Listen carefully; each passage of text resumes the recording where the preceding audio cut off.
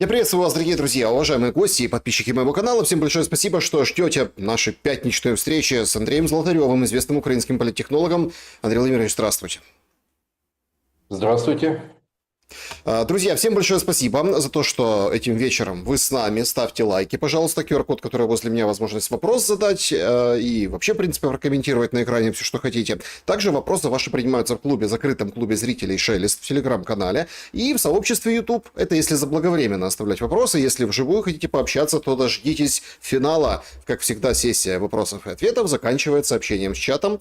И, конечно, начинается с него же. Потому что опрос нашего сегодняшнего эфира звучит так. Как то, что Трампу не дали Нобелевскую премию сегодня, отразится на войне в Украине? Ну и варианты. Никак. А вот Мадуро стоит приготовиться. Он втянется на стороне Зеленского. Он втянется на стороне Путина.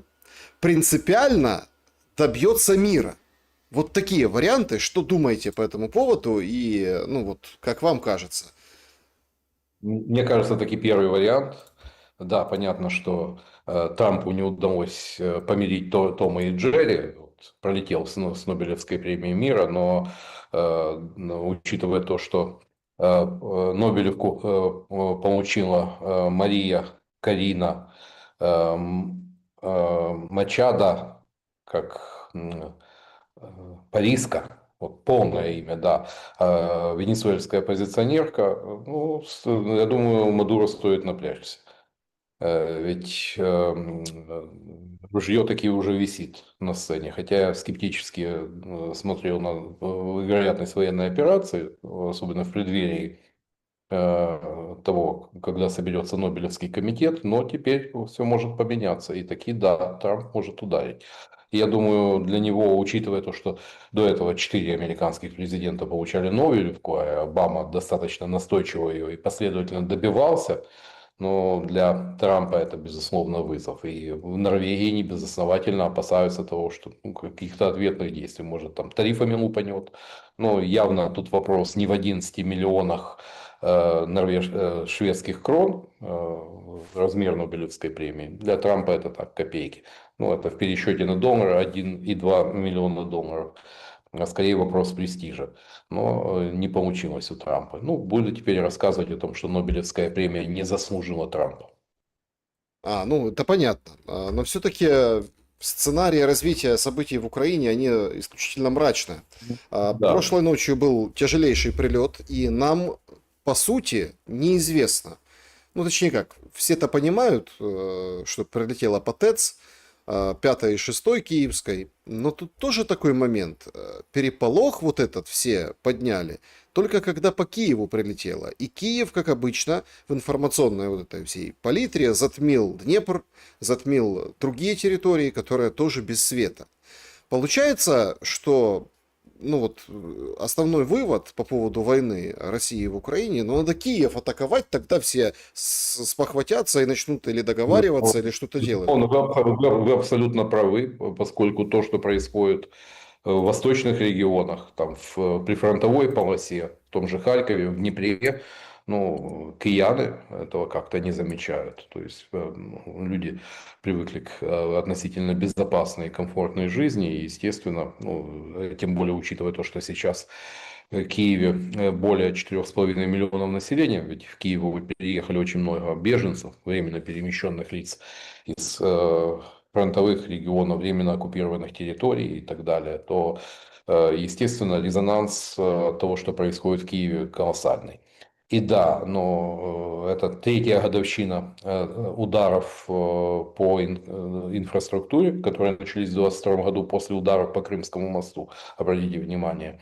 Вот. И тогда, да, прилетели первые удары, начались отключения, мы все это прекрасно помним, но сегодня я бы не драматизировал, поскольку, по моему мнению, это пока ягодки, вот, цветочки, а ягодки впереди будут. Поскольку, хотя ряд народных депутатов поспешил заявить о том, что ТЭЦ получили критические повреждения, но учитывая то, что прилетали дроны и по вот этим блокам трансформаторов, это устранимые повреждения, то есть они не являются фатальными. Одно дело, если прилетает ракета, там все надо зачищать, сносить, зачищать и отстраивать заново. Но это, да, болезненно, крайне неприятно, но устранимо. И да, к 11 обещают, к 23:00 обещают восстановить последние там 2000 домов левобережья. Посмотрим, выполнят ли это обещание. Но показательно, что к Кабмину привезли и воду, и биотуалет. Вот такой знак. Знаете, конечно, когда останавливается водоснабжение и нет электрики, ну, жить становится, особенно в многоквартирных домах, мягко говоря, некомфортно. К этому киевляне явно не привыкли. Вот то, с чем приходится сталкиваться там оставшимся, ну, людям там, в прифронтовых городах до недавнего времени, вот Константиновка, например, ну, для киевлян это абсолютно непривычно. Но, как завещал наш великий сын пуштунского народа Мустафа Наем, запасайтесь, помните, про теплое кофе и хорошее настроение. Вот буржуйками, водой, пауэрбанками и хорошим настроением. Ну, теперь об этом вещают мэры городов. И, судя по всему, да, тут надо полагаться не на заверение о том, что ну, каждый должен, исходя из собственных финансовых возможностей, технических знаний, ну, искать, запасаться водой, аккумуляторы автомобильные, пауэрбанки, инверторы. Ну, те, Ну кто в так частном секторе. это все как бы растет в цене буквально за одну ночь. Естественно, ну, понятно, это показательно то, что там те же зарядные станции Экофлоу сразу на 8 000 гривен. Ну, это понятно, они и так продавались с приличной маржой, если знать цены в других странах. Приличная маржа, это не в убыток себе. Ну, а тут сразу, почему бы, ну, равно как вот когда случаются какие-то неприятности с транспортом или погодные катаклизмы, как взлетают цены на такси. Ну, естественно, на беде у нас всегда хватает желающих нагреть руки. То есть тут и да, тут при всей контроверсийности фигуры Безуглой, тут трудно не согласиться с ней, я об этом тоже не раз говорил, о том, что если у кого-то есть запасные аэродромы за городом, дачи, там, дома, подумайте, чтобы подготовить этот запасной аэродром, поскольку если случится одно дело, там, день посидеть без электричества и водоснабжения, другое дело, когда это растягивается по времени, но это за городом, по крайней мере, вопрос тепла и воды, он решается намного проще, как и, собственно, вопрос отходов человеческой жизнедеятельности, поскольку нет водоснабжения, не работает, и, соответственно, проблемы с канализацией, ну и вся это не только некомфортно, но и, скажем так, Нет, ну дурно пахнет. подождите, давайте так. Ну, вы же опытнейший и, как говорится, прожженный политтехнолог.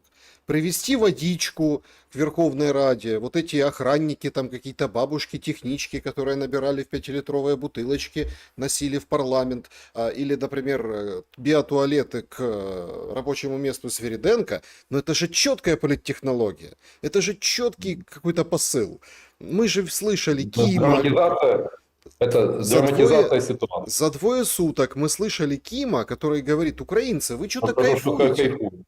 Ну, Ну, Ким за посмотрите гранью на добра и Газу, зла. посмотрите на Афганистан. У вас хорошо все в жизни. А и мы страдаем. Смотрите, Свириденко пойдет в биотуалет, один из этих двух. Свириденко у биотуалета никто не застал. Ну, понятно, это да, драматизация ситуации, такой яркий штрих, тут я абсолютно согласен, да, это полетело по телеграм-каналам и пабликам, которые чутко прислушиваются к генеральной, следуют в ногу с генеральной линией, вот, тут все абсолютно понятно. А то, что Ким ляпнул, ну, знаете, такой фрукт, иногда таким чиновникам лучше жевать, чем говорить. Нам не дано понять, чем слово наше отзовется. Именно услышали именно это. Вот. Поэтому сравнивать с Афганистаном и Сирией, ну, это за гранью добра и зла. Путин в Душанбе. Во-первых, его не арестовали. Да, Таджикистан же присоединился к Международному ООН. Но, тем не менее, встречались с восточным гостеприимством. Портреты Путина там по пути следования, все там максимальные почести. Дорогой гость, и никто даже э, и намека не было на какие-то неприятности. Во-вторых, это был как бы саммит стран СНГ, да, и много Да. говорилось о миграции, много говорилось о Таджикистане, много говорилось об вот этом том, что объединяет после распада Советского Союза. Но и без Украины не обошлось. Примечательно, наверное, новость, самая главная, это то, что помирился Путин и Алиев. А, Они, Причем да, он так говорит, ложечки на палочек касался. причем он говорит, мы даже не ссорились, это просто такая, это не кризис между странами, это просто эмоция, дипломатия, вот на эмоциях так вот. А так на самом деле все хорошо. Слушайте, а, как вам видится, назвав то, что сейчас будет происходить, а все ожидают повторного удара по Украине или сегодня ночью, или завтра ночью, по Киеву в частности, по другим станциям, как-то же, видите, тихонечко-тихонечко одной строкой Днепрогэс же атаковали. Ну, там перебили полотно, был четкий прилет, такое ощущение, что пристреливались. Это Путин называет ответом на шантаж и понтаж Зеленского.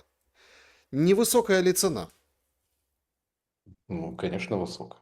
Понятно, другое. Еще Макиавелли говорил о том, что если ты ну, угрожаешь и не можешь реализовать эту угрозу, то все оборачивается против тебя, чем против того, кого ты угрожаешь. Но вряд ли Владимир Александрович читал Макиавелли, даже на досуге, ну, тем более до этого, когда он тексты, зачитывал тексты в шоу-бизе. Ну, а тем более президентская работа, она ну, не предполагает такого свободного времени, чтобы можно было почитать мудрые книги там, того же Макиавелли или Суньцзы.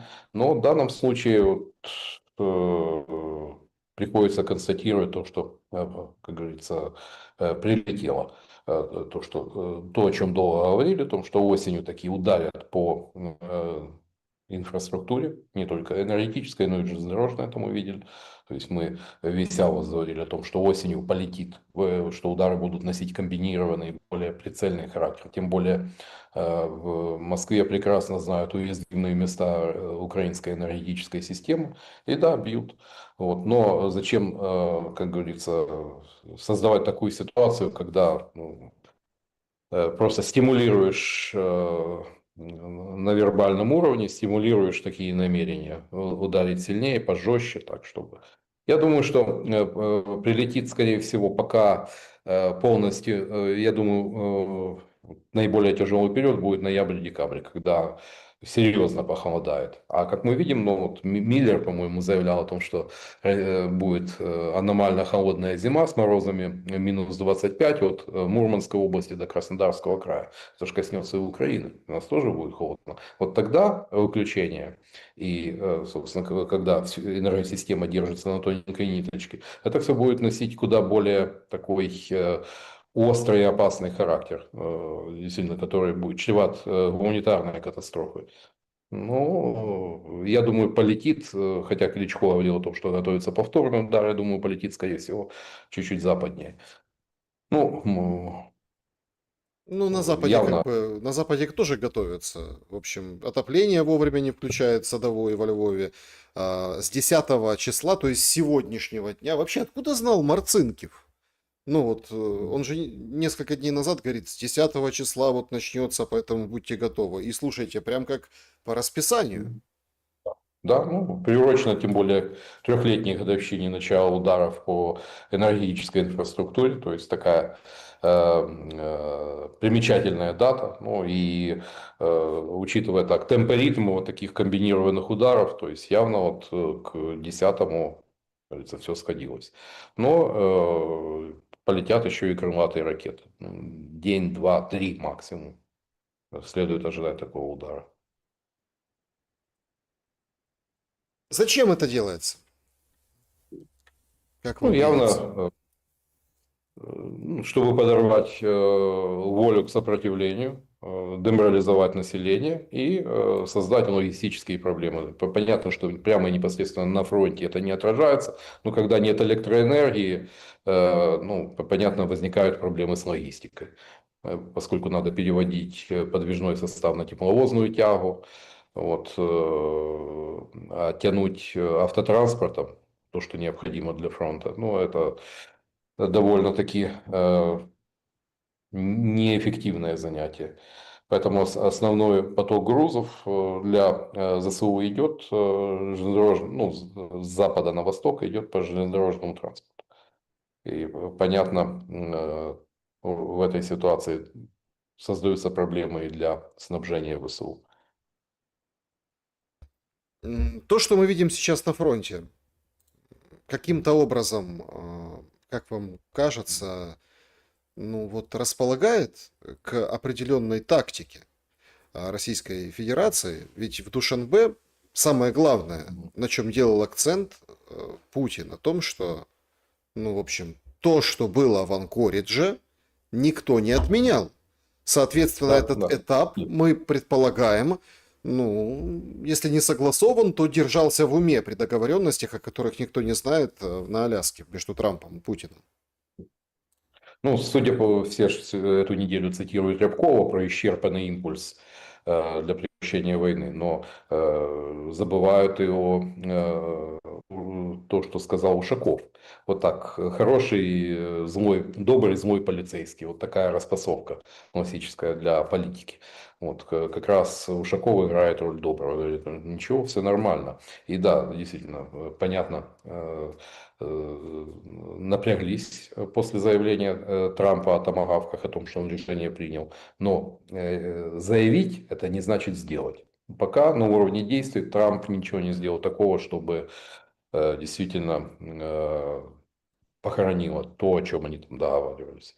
Можем только гадать. И да, по фронту, да, сейчас, судя по всему, зеленка облетит, плюс дожди, как бы можно прогнозировать, что наступательные действия столкнутся с проблемами. Да, возможно, стабилизация линии фронта, но там тоже все висит на ниточке. В Днепропетровской области там, похоже, вот, по долетающим слухам, не удается создать сплошную линию фронта. Отсюда вот, довольно, ну, мы об этом не раз говорили, что там нет такой городской застройки, там от посадки к посадке проще двигаться, чем вести бои, ну, в урбанизированном ландшафте. И поэтому там создается угроза уже Павлограду. То есть эвакуируется межевая, то есть, это довольно такие один из райцентров Днепропетровской области. Ну, не говоря уже про ситуацию вокруг Купянска, да, Покровск держится, но долетают уже дроны и до Краматорска, выносится Константиновка. То есть пока, вопреки радужным реляциям Сырского, но на фронте все выглядит очень грустно. Если связать, да, ну как вы сказали, удары по логистике, по снабжению вооруженных сил Украины, в том числе через там, электротягу, через железную дорогу, паровозное депо, удары по газову, по газовым месторождениям, по газовому хранилищу во Львове. Там не во Львове, в Стрию, там бронестроя грандиозная, там на 25 миллиардов кубов. Там используются карстовые пещеры природные, такой резервуар, который еще в советское время запечатали и сделали промышленное газохранилище. Но вот там, ну, правда, большой вопрос, что-то там удалось, какой-то запас, там 5 миллиардов, но это скорее технический. Вот. Поэтому, учитывая то, что 60% украинской добычи газа вынесено вот этими ударами, которые были за последний месяц, ну, новости о том, что зима может быть аномально холодной, действительно вызывают тревогу. Поскольку одно дело там без света, другое дело, когда не подается теплоноситель, поскольку нет газа, и тогда дом просто замерзает. Типа, ну, помните, что было в Волчевске? То есть, если хозяин толковый, ну, успеть слить воду из системы, чтобы не разморозить трубы, но жить в таких условиях невозможно, поскольку там температура опускается, ну, если минус 20, то в квартирах без отопления будет минусовая температура. Андрей Владимирович, понимаете, есть ли варианты другие у Зеленского? И почему, ну, скажем так, ему плевать на то, что Есть проблемы индейцев мало волнует. Они живут, многие работают здесь вахтовым методом, зарабатывают в Украине, а семьи, недвижимость, бизнесы находятся за рубежом. Сюда они приезжают снимать ренту. Вот. И, соответственно, они живут в другом социальном измерении. И для них там проблемы пересечных это является абсолютным абстрактом. Но лично у Зеленского, как у президента, у него выбор между очень плохим и катастрофическим. Вот, собственно, он в этом. Но пока лично для него выбор. Ну, он просто выиграл время, то есть оттягивает неизбежное. Но это неизбежное может случиться и посреди зимы. Ходят такие слухи о том, что вот там, вот, итальянского премьера, по-моему, цитирует о том, что до Рождества, вот, и тут некоторые оптимисты распространяют такие слухи о том, что вот за кулисами все это идет, и, возможно, таки остановится, но факты в студию, фактов, которые, ну, говорили о том, что война пошла по нисходящему тренду, я пока совсем не вижу. остановится, но на каких условиях? Вот же главный вопрос. Зеленский стоит на Вот, да, своем. Говорит, будете гасить Киев, будем гасить российские города и Российскую Федерацию. ну, знаете, я уже говорил о том, что угроза, которую ты не можешь реализовать, оборачивается против самого себя. Вот. В принципе, технически, вот спрашивал, интересовался военный, говорит, Москву, да, можно там устроить, но на какое-то время. То есть, это но на часы. А Киев может оказаться без электроэнергии на куда более продолжительный период, учитывая предыдущие удары по энергетике, учитывая, как упомянутый мной в Суе Пуштун защитил трансформаторные подстанции. Кучеренко же публиковал на этой неделе там, снимки подстанции, где трансформатор за 7 миллионов долларов стоят габионы, вот эти корзинки с камнями и вынесенный дроном трансформатор. Но мы тратим миллиарды гривен на то, чтобы там заменить асфальт на улице Богатырской в Киеве. Мы тратим по-прежнему, там же такое большое строительство идет только в, ну, в таких, конечно, и не в тех объемах, которые были в 2020-2021 году, но деньги тратятся на многие там водные дела, но не на то, что нужно. Вот, но любят вспоминать Израиль к месту и не к месту. Ну, поинтересовались бы израильским опытом, как они защищали свои объекты энергетики, ведь в 60-е годы у Египта, в отличие от Израиля, были стратегические бомбардировщики, те же Ту-16 на вооружении. И реально там самолет, который может довольно весомый бомбовый груз, если это так, учитывая компактность территории Израиля, мог бы, конечно, наделать там беды. Ну, к этому очень серьезно готовились. Там подземные трансформаторные станции. Но не в нашем случае. 7 миллионов потратили, чтобы восстановить подстанцию. 7 миллионов долларов. Ну, прилетел дрон за несколько десятков тысяч и вынес этот трансформатор. Но зато миллиарды, несколько миллиардов были благополучно освоены на корзинке с камнями. Слуг народа Зеленский не собирает. Почему? Ну, это может быть банальный вопрос настроения, поскольку впервые инициатива собрать депутатов исходила не от самих депутатов, которые там убежали, что сами не советуются, а от офиса президента. Ну, учитывая то, что после того, как депутатов использовали как резиновые изделия номер один во время голосования за эти скандальные законопроекты, лишающие независимости антикоррупционные органы, депутаты очень сильно обидели. Там идет такое, ну, в трубочку, конечно, но недовольно, идет такое брожение, потихонечку начинают искать дальнейшую перспективу уже без связи с Зеленским. Там один из, по-моему, Камельчук, говорят, партию прикупил и зазывает. Ну, другие, каждый по-своему. И понятно другое, потому что в будущий блок Зеленского, ну, позовут от силы процентов 20. 15-20% от того, кто остался сегодня в строю. Я даже не говорю о монобольшинстве изначальном, там уже минус 100 человек. Но те, кто сегодня чутко прислушивается к мнению Банкова, так называемое пропрезидентское большинство, это порядка 160-170 депутатов.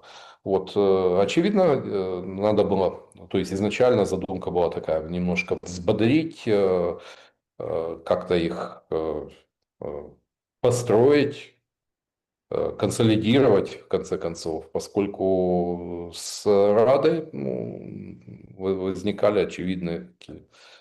Я не говорю о том, что стало невозможно провести те или иные законопроекты. Как бы 226 в руках у Ермака по-прежнему есть, так, даже с запасом. Но на это приходится тратить больше усилий, на продавливание. Естественно, ну, как бы в этом плане они довольно оперативно реагируют, то есть, на подобного рода вызовы. И, видимо, вот такие проблемные моменты собирались устранить. Ну, что-то помешало. Вот как бы фидбэка от депутатов, из-за чего, то есть, как бы это все произошло. Ну, конечно, про дезорганизованных дебилов я повторять не буду.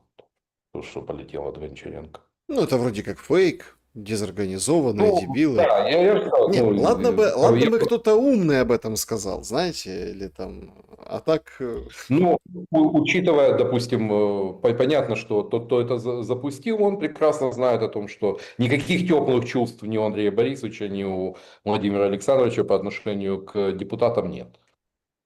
Сегодня такой эпизод очень интересный, когда, ну, убили Порубия, да, дело засекретили, понятно, и там по списку должна подтягиваться Татьяна Черновол. Ну, известная Мгм. такая, Да, скажем, отсрочки, да. Да. деятель, и она, в общем-то, должна была быть народным депутатом. Она сегодня публично отказалась от этого. Говорит, на фронте мне важнее быть, 72-я бригада. Но я как-то вот не припомню, чтобы ну, такая прям воительница Черновол от мандата отказываться в такие времена. Туда никто не хочет идти. Даже там у Порошенко, не говоря уже там о зеленых слугах. Что такое проклятое место в парламенте? Ну, во-первых, Теперь и воды еще нет. ну, во-первых, Верховная Рада, тоже у нас же пересидент и пересидевшая Верховная Рада уже практически. Вот, но она традиционно для украинской политики токсичности Верховная Рада всегда набирает опережающим темпом. И это касается и нынешнего.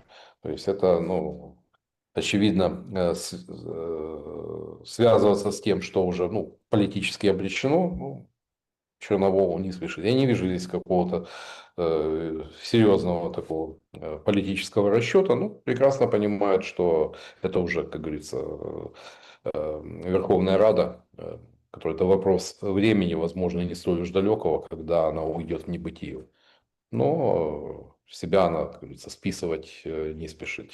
Ну, тем более, учитывая, что она такая фигура достаточно яркая, которая время от времени мелькает на первых полосах. Прекрасно помню, она была одним из активных лиц Украины без Кучмы еще в начале нулевых, когда еще молодая такая девчина, которая там скакала по головам. Вот. Ну, она-то не пропадет. Нет, понятно, что она не пропадет. Так, ну, шаг достаточно своеобразный. Такой, да, отсрочка, да. Ну, ну, учитывая, вспомните, тема аж была вброшена о том, что депутаты не прячутся, если надо будет, и на фронт пойдут. Ну, как-то вот в таком ключе, что депутаты тоже не чужды защите Родины. Ну, знаете, это как-то у них получилось, вспоминая еще заявление Власенко о том, что проку от него никакого в армии не будет, он автомат держал последний раз в 1987 году, ну не спешат депутаты.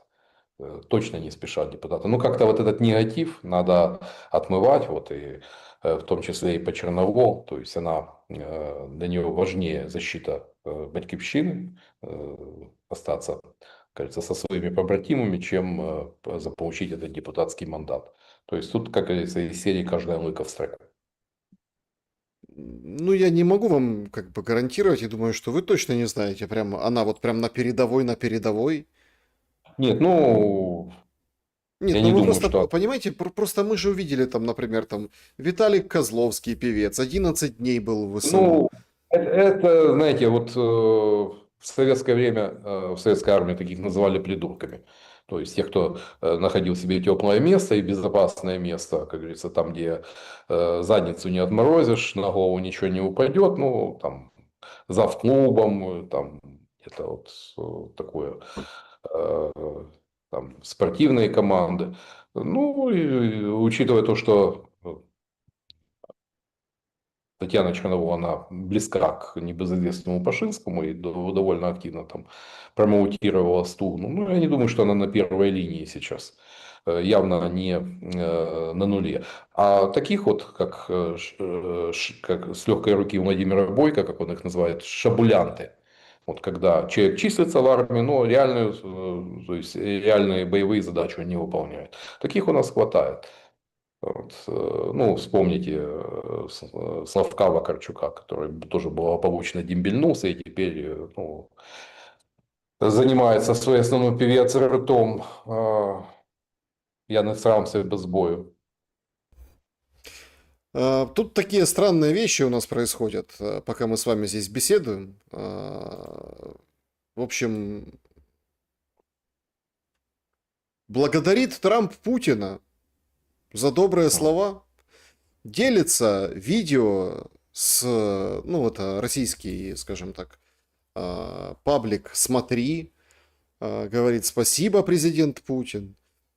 Ну, Трамп действительно, наверное, ему показали, поднесли, действительно посмотрел в переводе, увидел, а его, ну, правда, как бы хвалил Путин и говорит, что э, Нобелевский комитет не прав, и говорит о том, Да, что и другие делал реверансы в отношении конкретно Трампа, что он очень много сделал для мира, и он там приветствует, вот смотрите, Газа, какая замечательная история. У нас получается вот эта синусоида, то есть волна вот этого пика негодования спала, сейчас начнется большая беда у Зеленского. Только я прошу всех заметить, ну, на вот предыдущей фазе, ну, дружбы, анкориджа, например, да, или там размена теплыми любезностями, не было у Зеленского блэкаутов и кризиса в энергосистеме. да, да, да, да. Обратите внимание. Ну, Владимир Александрович может попытаться компенсировать Нобелевскую премию Шевченковской премией, но учредить номинацию Шевченковская премия мира, например, почему бы и нет. Вот. Вот. Еще и во время, да, еще и во время Да. войны. Тем более учитывая то, что у него сейчас определенная свобода. Вот. Ну, это совершенно определенно говорит о том, что как у Путина и с Трампом все более-менее, то есть в рамках, но для Зеленского, ну, из Вашингтона, ну, как говорят, Владимир Александрович вернулся такой приободренный. То есть появилось такое, добавилось уверенности, кто бы что ни говорил. И, ну, объективно, несколько месяцев он себе выиграл этим. Другое дело то, что война требует денег, и с деньгами швах, вот, с так называемым как это, кредит, репарационный кредит, об этом же и датский премьер вам сказал, что единственный источник это вот активы Российской Федерации, но Судя по заявлению Макрона, премьера Бельгии, ну, не горят они желанием рисковать, показать, что они являются размещение денег в странах Евросоюза теперь стало рискованным предприятием. Это же такой сигнал всему миру. То есть явно на это не пойдут, а отсюда, ну, впереди у нас помимо холодов, помимо риска блокаута и ситуации на фронте маячит банальная проблема, то что на войну и на поддержание, то что поддержать штаны государству банально нет денег. Вот где возьмутся эти пресловутые 60 миллиардов, откуда они свалятся, о которых говорил Зеленский. Они, то есть, Ну, одни эксперты говорят, что это не очень большие деньги для Европы. для мировой, безусловно, если посмотреть там, конечно, бюджеты стран Евросоюза, но посмотрите итоги выборов в Чехии. Ну, то есть это ж воспринимается как? Потому что мы забираем у своих и даем Украине. Да, есть часть экспертов, которые считают, что Европа даст все, то есть что Европа закроет эти проблемы, но как это все закрывается, ну, я же говорю, победа движения недовольных граждан во главе с Андреем Бабишем, ну, наглядный пример, чем все это оборачивается, какими политическими потрясениями. Для Украины это еще не катастрофа, ибо у президента Чехии есть право вето на кандидатуру премьера, но, тем не менее, у альянса правых в Чехии ну, больше шансов все-таки сколотить коалицию, нежели у Петра Фиалы с его партией «Вместе», там, пиратской партией там, и чешским аналогом партии регионов, там партия старост, это, ну, в общем, партия местного самоуправления. Зато у Бабиша такой аналог, чешский аналог партии «Свобода» во главе с Томио Камурой, тоже чех японского происхождения.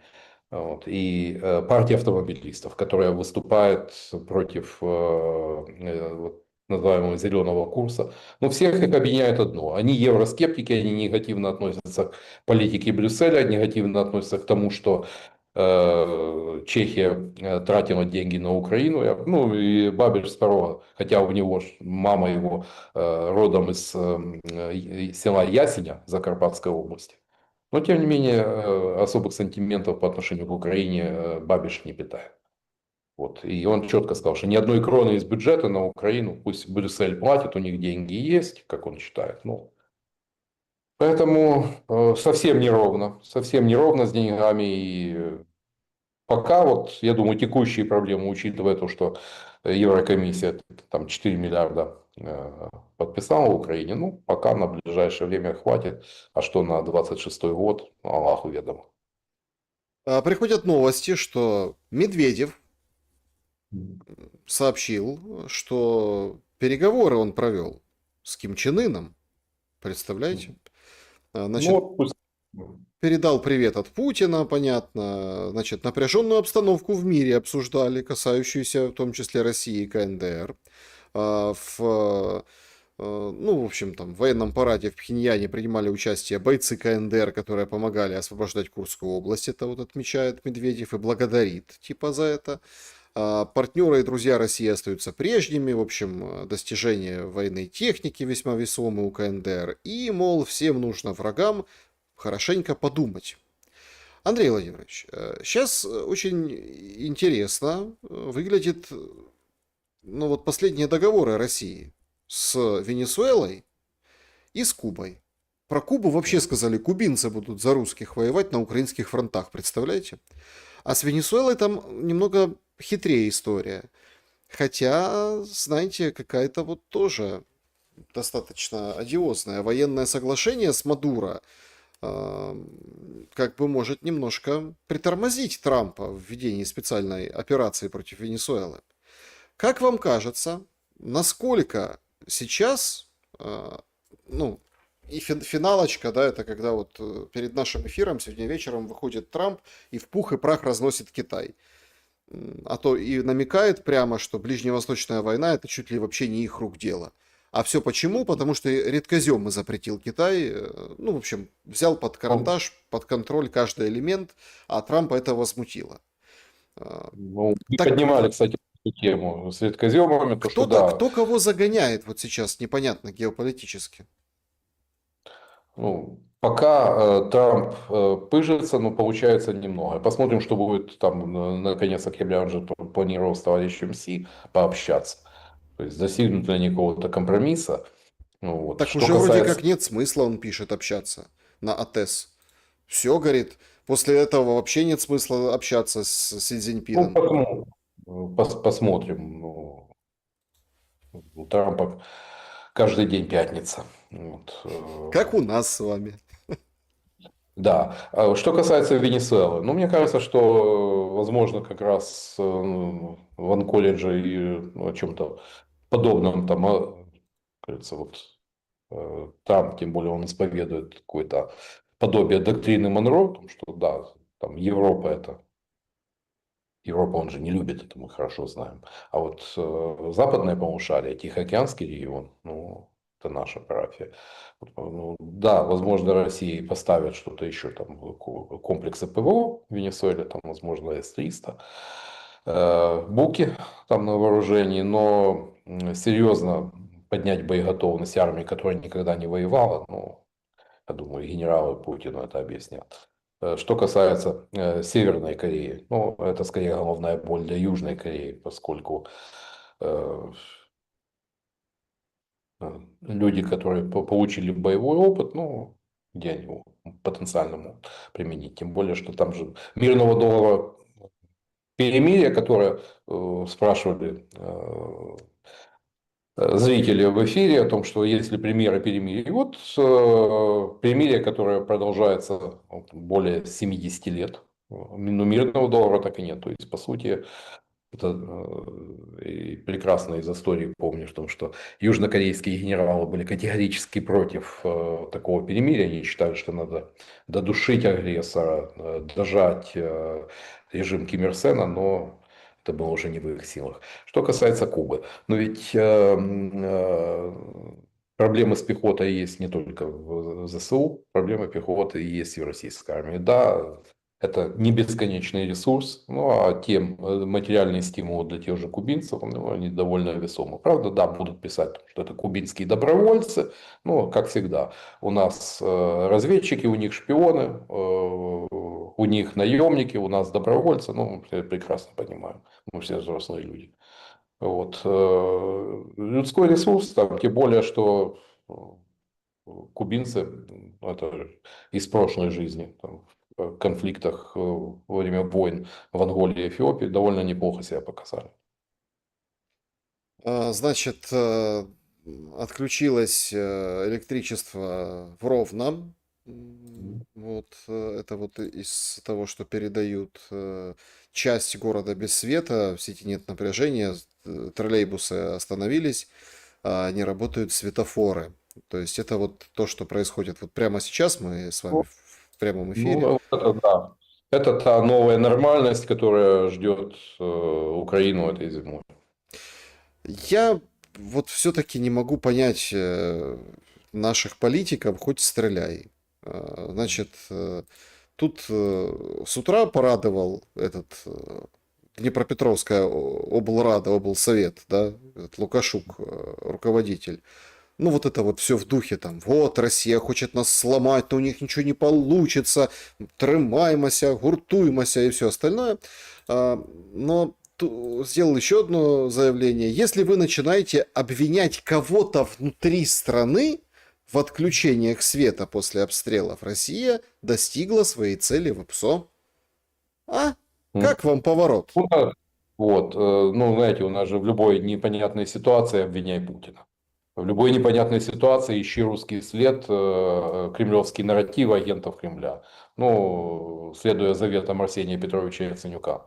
Ну, он впервые это использовал против тех, кто протестовал против повышения тарифов. Ведь тогда еще ну, люди прекрасно помнили о том, что со сцены Майдана вещали о том, что понизим тарифы. Ну, как только пришли к власти, они их подняли. Естественно, это вызвало возмущение. Но тут же Яценюк их заклеймил агентами Кремля, там, там, ФСБ и так далее. Ну, ничего нового. Ничего нового. Ну, а дело в том, что местная власть это же отдельная тема, и понятно, что у Банковой довольно сложные отношения с мэрами, и их есть за что критиковать. Ну, возьмите там, вот, там, чем Кличко занимается ремонтом дорог, ну, хотя можно было подумать, пустить, скажем так, на более необходимые, жизненно важные.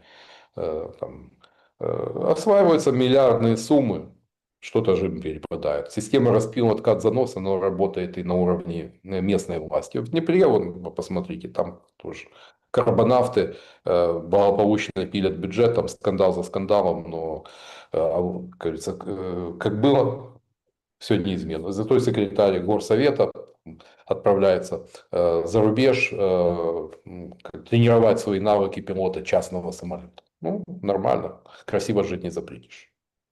Ну, никто не запрещает красиво жить. К вечеру вот сейчас расходится информация о том, что Путин ответил на письмо Мелании Трамп.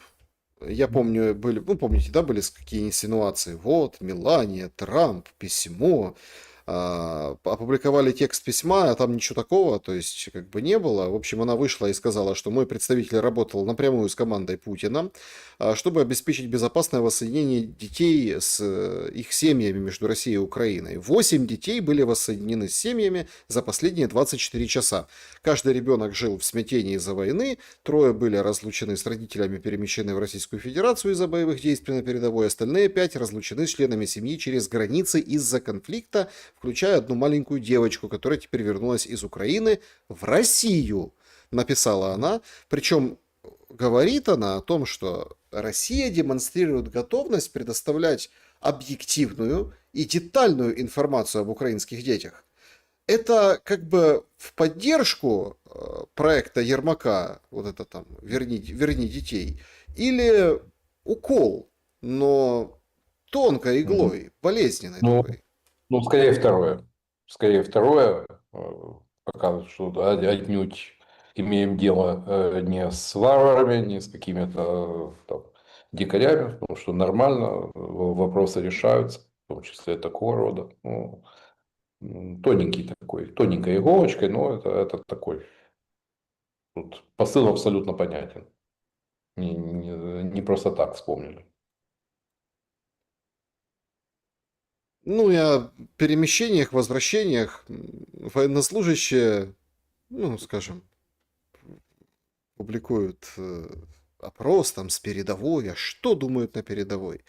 Так вот, обсуждаются и там размещено видео в одной из бригад, что разрешение на выезд молодежи 18-22 года за границу – это хитрое решение правительства или такой договорняк с европейцами, которые хотят в дальнейшем, чтобы те, которые выехали, Европу защищали от войны. Представляете? Да, знаете, Александр, не будем множить сущности без лишней нужды и тем более заниматься конспирологией, но факт остается фактом. 1000 человек заключили контракты с ЗСУ. Это результат такой довольно масштабной рекламной кампании, там ролики, борды, ну, наружная реклама. Вот. Аж 1000 человек. Это и на полбригады не наберется. Но 40 тысяч только через Польшу 18-22 года выехало. Вот счет на табло. Все, по-моему, более чем наглядно показательно. И да, ряд вот таких за последнюю неделю кейсов, как с Касьяновым, чью там роту беспилотных, я не буду там вдаваться, там часть считает, что это результат того, что он наехал на небезызвестный этот Firepoint с его фламинго, розовый фламинго, дитя отката. Вот. И последовала, как говорится, реакция, разогнали его ну, в рамках госпогранслужбы, рота беспилотников наглядно. Или Игорь Луценко, который рассказал о том, что в ЗСУ врут все, там снизу и доверху. Но ложь на войне – это вещь такая по определению смертельная для многих. Ну и когда этим увлекаются, ну, уже не о победе думать, а о чем-то, как говорится, как физически сохраниться.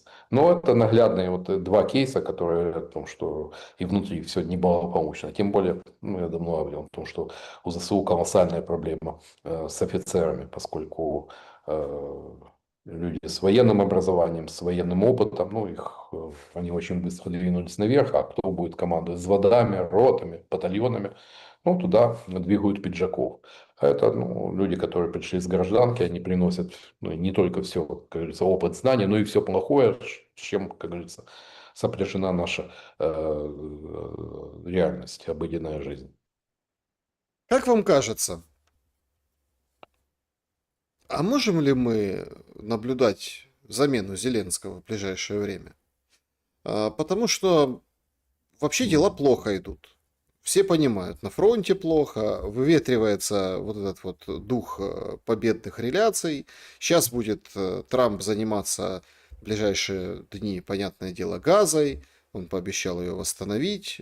Там, в общем, абсолютная такая история, которая, да, ну, то есть Знаете, история успеха. Вот Трамп будет цепляться за историю успеха, а об Украине будет опять пожимать плечами, как вчера, там, вместе со Стубом он говорил. Тем более, что Путин делает реверансы, Трамп видит эти реверансы, реагирует позитивно, то есть опять возвращаются отношения.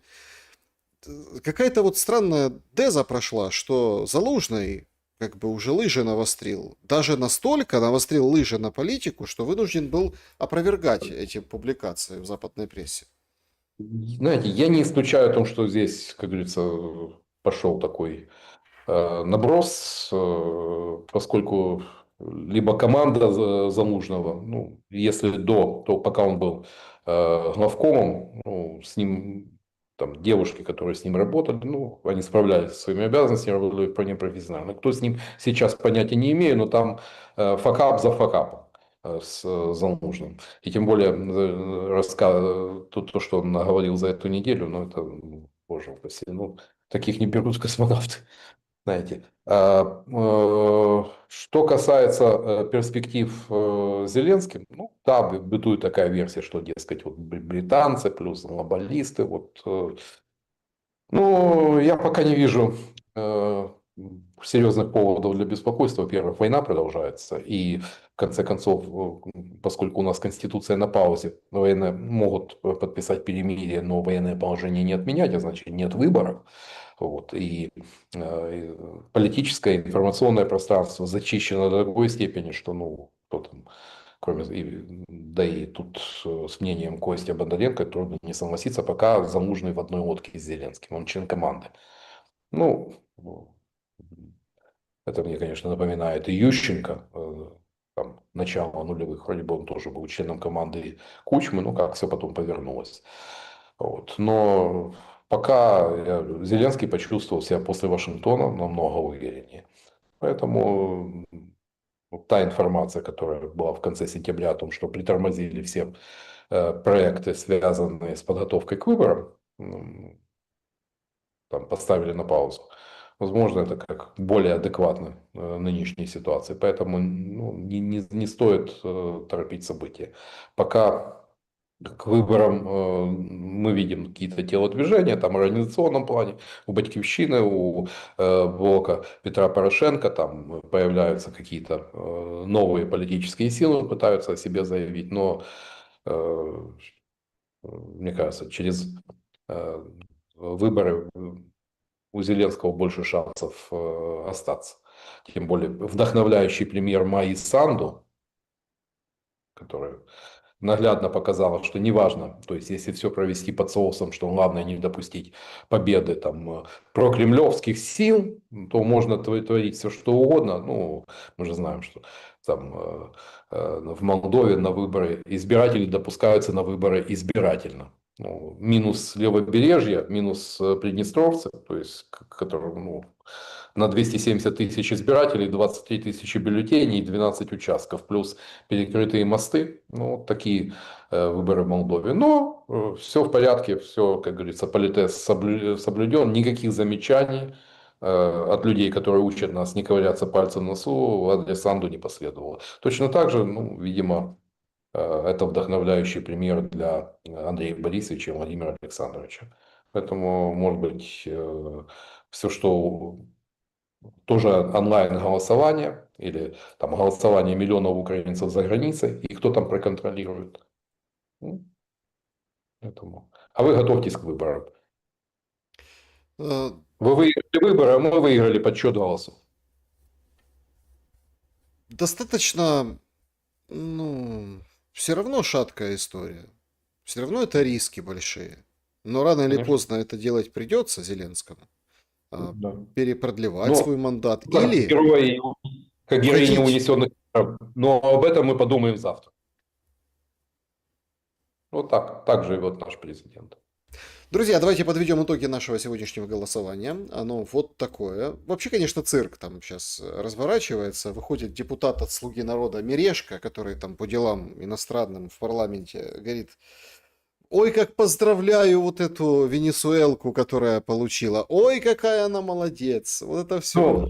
нет, ну, как кто-то, по-моему, пресс-секретарь Белого дома сказал, что политическая целесообразность, политика победила. То есть, вот, номинации. Но обратите внимание, она же получила и премию Сахара. В общем, ну, все это такой, ну, и если посмотрим, где она училась, там не только католический, но и Ельский университет. То есть наши люди.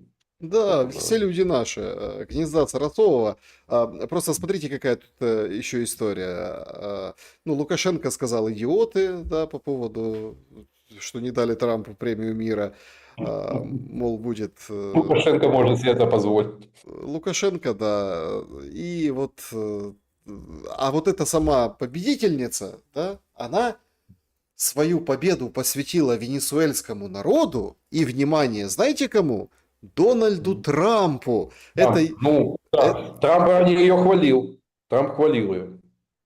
ну, видите, она его похвалила. Вот так вот. Так что, видите, как бы сверху вниз, как победительница Да, этой премии. Хотя, конечно, посмотрим, а будет ли вообще интерес в 26-м году у Трампа к да. этой премии. Ну, то есть, Ну, вполне да, может тоже, быть. ну, знаешь, честно говоря, вот, Нобелевская премия мира это такое, да, и тут больше по политике. Вот, куда важнее, мне кажется, с точки зрения цивилизационной, это квантовая механика, металлоорганическая химия, иммунная толерантность. Это, да, то, что двигает прогресс. Ну или, ну, а Нобелевская премия мира, как и Нобелевская премия по литературе, ну, кто знает, 99% людей на Земле не знают, кто такой Ласло Краснохаркой, автор этой антиутопии, за которую он получил Нобелевскую премию мира. Главное, что он критикует Орбана. Вот это вот. Это да. а, Так вот, значит, как то, что Трампу не дали Нобелевку, отразится на войне в Украине? 10% он втянется на стороне Зеленского, 12% втянется на стороне Путина в войну, Трамп имеется в виду, 15% принципиально добьется мира, скажет: ах так, а я все равно добился мира. И вот вам кукиш, Нобелевский комитет. Ну и 62% считают, что никак на войне в Украине не скажется, а вот Мадуро стоит приготовиться, потому да, да. что тучи Мы над ним сгущаются. Да, да, да, да. И, кстати, вот с Газой тоже, ну не кажите гоп, там ну, только начался вывод войск, но вот последний вот в ленте новостей хамасовский снайпер застрелил сержанта цеха. Поэтому там сколько раз уже там договаривались и сколько раз все это шло прахом, поэтому тем более, что для Израиля это тот вопрос, ну, вопрос газа, это, который уже разрывает общество. Там сторонники Нетаньяху против капланистов, и там очень, да, ну, благо у них там не доходит скажем, до прямых столкновений, но риторика очень жесткая по отношению друг к Ну, другу. смотрите, тут тоже такой момент. Люди уже начали возвращаться на Ну, север. Прям картинки такие, знаете. Очень не хочется, чтобы это все возобновилось, потому что и так эти люди настрадались. Но с другой стороны, получается, что, ну, в исторических каких-то пределах вот этих палестинцев, которых торбили, зверски, конечно, жестко, Сахал гораздо жестче, чем Россия там работает по Украине, я имею в виду мирное население, важно Да, подчеркнуть. То да, есть, процент сопутствующего ущерба да, жертв среди граждан. получается, палестинцев жальче, чем украинцев. У них он 2 года повоевали, а у нас, вот видите, четвертый идет. Ну, знаете, ну это что же такое вот, но тем не менее палестинцев, арабские страны не спешат их принимать. Все помнят, чем это обернулось для Иордании, все помнят, чем это обернулось для Ливана. Ну, гостеприимство в отношении палестинцев обернулось тем, что палестинцы потом подняли мятеж против короля Иордании. Ну, он просто задавил его танками. Дальше они переместились в Ливан, и ближневосточная Швейцария превратилась в страну, разорванную гражданской войной. Не без участия палестинцев. Поэтому тут будем объективны. Да и, знаете, эмоции, которые переполняли жителей Газы после 7 октября 2023 года, ну, кажется, напросились. Значит, перейдем к вашим вопросам. Давайте с сообщества YouTube начнем. У меня вопрос к Андрею, как к политологу. Может ли он привести примеры похожих украинскому режиму, находящимся под внешним управлением? Спрашивает Павел. И вот на основании этих примеров какой можно сделать вывод? К чему на основе исторических аналогий и примеров придет Украина? Ну, классический пример латиноамериканские режимы. Возьмите пример тоже. Самосы, Анастасия Самоса. Все прекрасно знали, там тоже, кстати, Никарагуа была страна там абсолютно коррумпированная во всех смыслах, начиная от военных и заканчивая госчиновниками. Американцы обо всем этом знали. Ну, вот знаменитая поговорка. Да, это сукин сын, но это наш сукин сын. И таких примеров, ну, там более чем практически большинство стран Латинской Америки прошло через период военных диктатур, и во многих случаях там как раз американский, даже United Fruit, которая меняла политические режимы. Вот. Ну, это, пожалуй, такой наиболее яркий пример. Но, по крайней мере, там не было столь, скажем, острых отношений с соседями, военных конфликтов такого масштаба. Но здесь, к сожалению, Украина в этом плане уникальна. Это точно. Следующий вопрос. Кто еще в истории столь же необучаем? Парагвай? Нет, ну, Парагвай, это же Парагвайская война, которая закончилась тем, что там до сих пор сказываются последствия вот этой демографической катастрофы, когда мужское население было просто выкашено в период Парагвайской войны. Ну, диктатор Лопес тоже не оценил возможности и ресурсы и оказался заведомо проигрышным. Но, как говорится, ни шагу назад, и чем все это обернулось. Ну, сейчас Парагвай абсолютно мирная страна, в которой, кстати, в последнее время эмигрирует довольно много европейцев из той же Германии, равно как и после Второй мировой войны очень многие сторонники нацистского режима эмигрировали в эту страну. Ну, то есть Парагвай это Парагвай 19 века и Парагвай 21 веке это две абсолютно разные страны. Но одно но. В 19 веке, до вот этой Парагвайской войны, Парагвай был на тот момент одной из наиболее индустриально продвинутых стран. И действительно демонстрировал колоссальные экономические успехи, ну, по меркам того времени. Но слишком уж как раз и внешний фактор, тоже не обошлось без британцев, кстати. Угу. Значит, следующий вопрос. В свете заявлений США о решающей роли энергетики в урегулировании конфликта, благодарности Трампа Путину за комментарий по Нобелевке и заявлений Путина о согласованной позиции на Аляске, у кого-то вообще остались сомнения, что они не расписали карту действий и заявлений, учитывая явные признаки подготовки и согласования деталей? Вся негативная риторика Трампа – это всего лишь пыль в глаза демократам, он ведь помнит свой первый срок. Да, да. Ну, знаете, я не хочу идти по стопам Дмитрия Корничука, помните, за фразу о том, что два деда поделили Украину, получил два уголовных дела. Вот. Но такое, как говорится, тенденция налицо. Интересный вопрос от Андрея. Общая длина всех вен, артерий и капилляров человека равна около 100 тысяч километров. Это расстояние хватило бы, чтобы обернуть Землю 2,5 раза. Некоторые видят в этом подобие с космической паутиной. Каков горизонт событий? Подобны ли феномены? Релевантны ли параллели? Что вы об этом думаете? Ну, я думаю, то, что прежде всего каждый человек – это Вселенная, и каждая потерянная человеческая жизнь, ну, это человек по своей сути уникальное существо, то есть и до конца возможностей человеческого мозга, и как бы, только, возможно, в 21 веке мы подойдем к пониманию некоторых недоступных нам вещей, то есть потенциал в эпоху уже искусственного интеллекта. Но физиология человека никогда не была для меня там, сильной стороной. Ну, говорю так, 4 по биологии в школе имел честную и заслуженную, но глубже не углублялся. Это, как говорится, не мой предмет. Да, Рексаш. Добрый вечер, Александр Андрей. Вопрос к гостю. А, Может ли ТЦК забирать людей с двойным гражданством? Есть ли схема, что типа уехал в Европу, получил там гражданство и вернулся? Спасибо, берегите себя.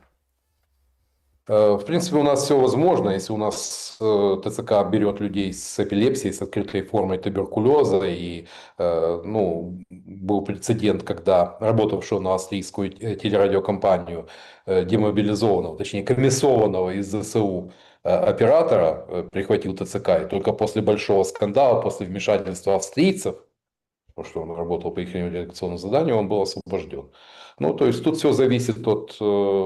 Прихватить могут любого. То есть, и, ну, они же смотрят, вот вас остановили, допустим, там, у вас там лампочка не горит, полицейские остановили, а первым делом они смотрят, есть ли в розыске ТЦК. И да, очень многие, к сожалению, оказались в числе тех несчастливцев. А раз так, все, остальное не волнует. То есть у них план превыше всего. И даже у человека с двойным гражданством, если ведь согласно законодательству, если у тебя даже двойное гражданство, здесь на тебя распространяется украинская юрисдикция, а соответственно все проистекающие отсюда обязанности в том числе. Поэтому я бы так не рисковал. Так, следующий вопрос. Звучит он следующим образом. Людмила. Андрей, вы считаете Зеленского договороспособным или нет? Почему? Ну, усомнился.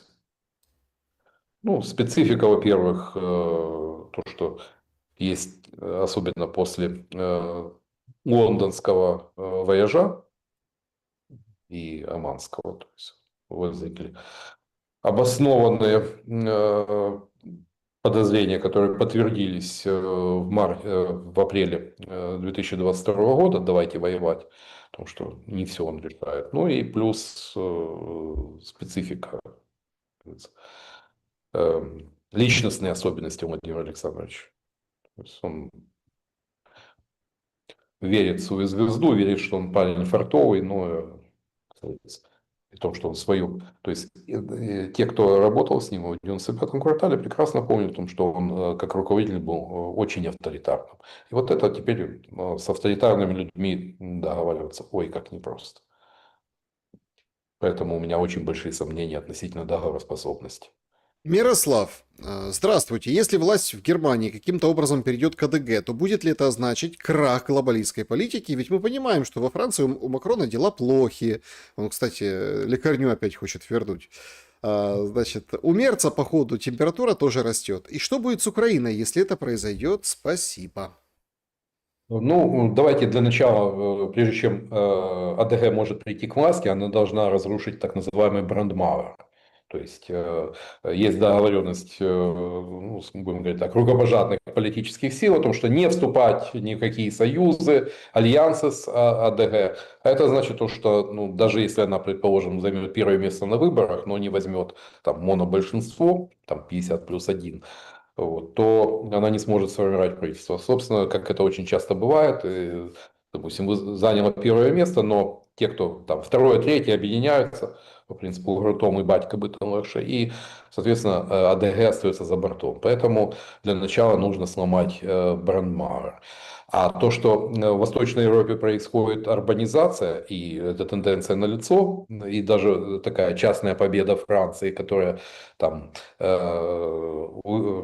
не допустила победы правых в Румынии, но это только отсрочка, но это не отменяет тенденции. И вот как раз то, что Европа с ее экономиками разных скоростей, в итоге это может привести к тому, что у глобалистов возникнут очень большие проблемы. Но это будет в цикле 26-27 года, когда будут выборы и в Великобритании, где, судя по всему, может победить британская версия Трампа, партия реформ Найджела Фараджа. Уже говорят о том, что они ну, потенциально могут взять 400 мест в британском парламенте. Ну, хорошая заявочка. Это консерваторы и лейбористы остаются позади. Это да. Значит, Лина Востроилова, будут ли ВСУ воевать без денег? Ну, какая-то часть будет, но ведь деньги это не только денежное содержание. Да, там и в любой армии это еще и воинская дисциплина. Просто так вот штык в землю и там бросить позицию. Ну, дезертиров хватает, в принципе. У нас только по официальной статистике СЗЧ у нас наберется на любую европейскую армию. Э, Сила, зухвалість, честь. Ну, СЗЧ, так называемый. Ну, называю вещи просто именно дезертиров. Поэтому, но это же это продукты питания, это топливо. То есть масса всего, что сопряжено, ну, обеспечивает боеспособность и жизнедеятельность вооруженных сил. Вот там, в первую очередь, вот там может ударить. Так, значит, следующий вопрос. Украина незаметно дошла до момента, когда Зеленский на полном серьезе выдвижение Трампа на Нобелевку хотел обменять на поставки томагавков. Это уже движение без возможности реверса. Стоит ли скоро на телемарафоне ожидать разъяснений от лидеров общественных мнений, что электричество – это зло, потому что оно убивает? Заранее спасибо за ответ, Виталий. Вполне. Но у нас же, знаете, в очередной раз у нас была секта свидетелей Хаймерсов, Джевелинов, Байрактаров, теперь секта свидетелей томагавков. Ну, вспомните Толстовского, фиолетовый луч. Ну, чудо вундерваффе, которое все перевернет. Да не перевернет. Даже если бы нам дали сотню томагавков, больше, ну, гипотетически, ну, что 12 тысяч ракет, запущенных по Украине, что привели к капитуляции? Нет, не привели. А сотни ракет тем более, учитывая гораздо больший масштаб. Да, там можно нанести ряд болезненных ударов, но не более. Ну и в конце концов у меня очень большие сомнения. Хотя Трамп сказал о решении, но сказать это не значит сделать. Это больше такая угроза, это такой элемент политического давления. Поскольку дальше придут американские военные и скажут, так что там, Арлиберг Украине передать или там Б-52, ну, ведь томагавки запускаются преимущественно с морской или воздушной платформы. Ну, и что возразят, скажут, что на Филиппинах же стоят наземные установки. Да, но они стационарные, не мобильные. Это потенциальная мишень. Поэтому с томагавками, ну, как бы там по усам текло, да в рот не попало. Мгм. Чат трансляции. Сергей Хромов. Вопрос Золотареву. Сколько на сегодняшний день стоит киловатт электричества в Киеве? Цена изменения цены киловатта с 2014 года, с похода в ЕС. В процентном выражении какая? Ну, 4,28 или 4,32. То есть тут могу путаться, знаете. Ну, вот такого порядка. Это примерно стоимость киловатт-часа в Венгрии. То есть, поэтому на электроэнергию у нас цены вполне сопоставимые с европейскими. Да. И учитывая то, что энергетика у нас предельно коррумпированная сфера, куда где чужие не ходят, куда допускаются лишь те, кому, как говорится, в чьих руках находится энергосистема. РАДТЭК, это Ренат Ахметов. То есть, поэтому кому, как говорится, зарабатывать на украинцах. Вот. И В процентном отношении, да, это все радикально в разы кратно изменилось не в лучшую сторону. Электроэнергия значительно подорожала. И пока не, знаете, равно как и отопление домов, посмотрите ценники там, ну, явно, как говорится, доходы африканские, а цены европейские. Вот что мы имеем сегодня в коммунальной сфере. Да, друзья, всем большое спасибо за то, что этим вечером были с нами. Андрей Владимирович, благодарю за время и мысли. Взаимно. Друзья, подписывайтесь на Золотарева, ссылка в описании на его YouTube-канал. Ставьте лайк, пожалуйста, этому стриму. Берегите себя и друг друга. Увидимся. Добра и света.